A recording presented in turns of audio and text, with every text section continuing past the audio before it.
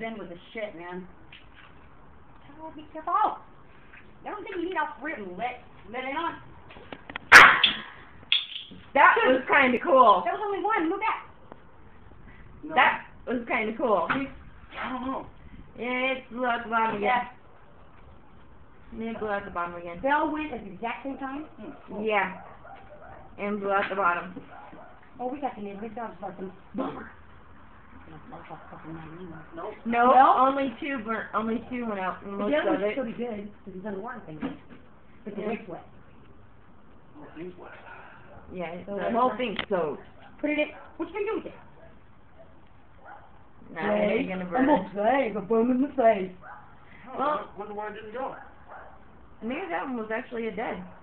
Set in the shed, let it dry out. That way don't blow away. Yeah. Oh yeah. Do it with your fingers and end up blowing your damn fingers off. He has cut the top of his index finger with a steel saw one day. Cut it, boom, off.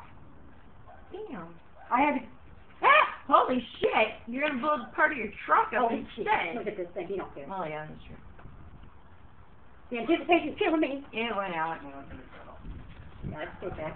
Yeah, he had a blowout.